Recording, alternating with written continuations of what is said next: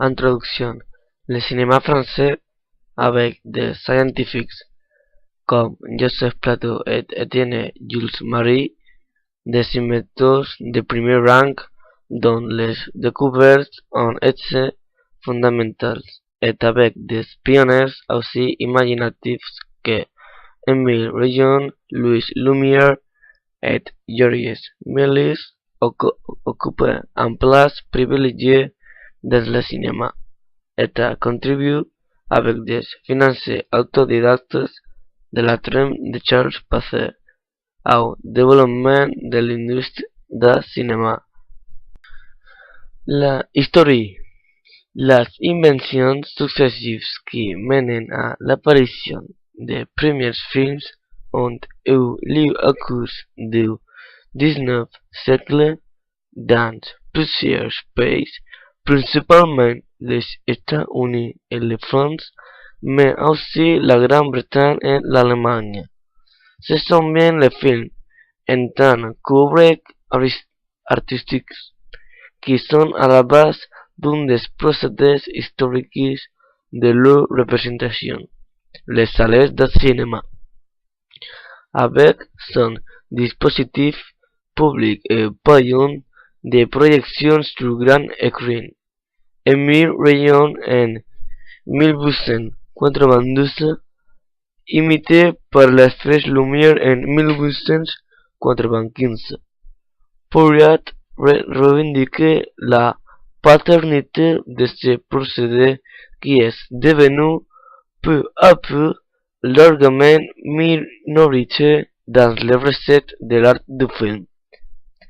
En effet, les salles de cinéma représentent aujourd'hui en termes de marché en gros moins du quart des recettes d'un film. Un autre quart est constitué des ventes de droits de diffusion aux chaînes de télévision. Les 50 restants proviennent des ventes en format domestique, DVD, Blu-ray. Des origines au débat du parlant. Le théâtre optique d'Émile Rejon. À la fin du XIXe siècle, pendant les années héroïques des débuts du cinéma, la France fournit plusieurs pionniers importants. Émile Rejon appelle ces films des pantomimes lumineuses. Elles durent de 1 à 5 minutes chacune, mais la durée de projection peut varier considérablement car l'opérateur a la possibilité d'arrêter sur une image pour donner plus ample information ou revenir en marche arrière, répartir, revenir et créer ainsi une succession de courtes scènes supplémentaires plus ou moins improvisées. Les frères Lumière.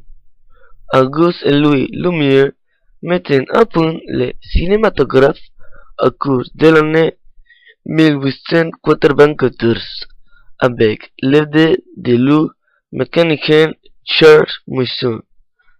La machine permet l'esprit de bouts photographiques animés, leur projection sur écran avec l'adjonction d'un lanterne magique, et aussi le tirage de copies. D'autre part, lors de son voyage à Paris, Antoine Lumière avait pu aussi admirer les pantomimes lumineuses d'Émile Rejon. Des scènes payantes auxquelles il a sans doute assisté. Le musée Grévin se situe à quelques centaines de mètres seulement du lieu où était présenté le kinésoscope de Thomas Edison et William Kennedy. Laurie Dixon. Le financement. Le Centre national de cinéma et de l'image animée collectait une taxe sur les recettes en salle, 11% du prix du billet, ainsi qu'une taxe sur la vente de DVD, 2% du prix de vente. Il redistribue ensuite cet argent aux producteurs en fonction de leurs résultats.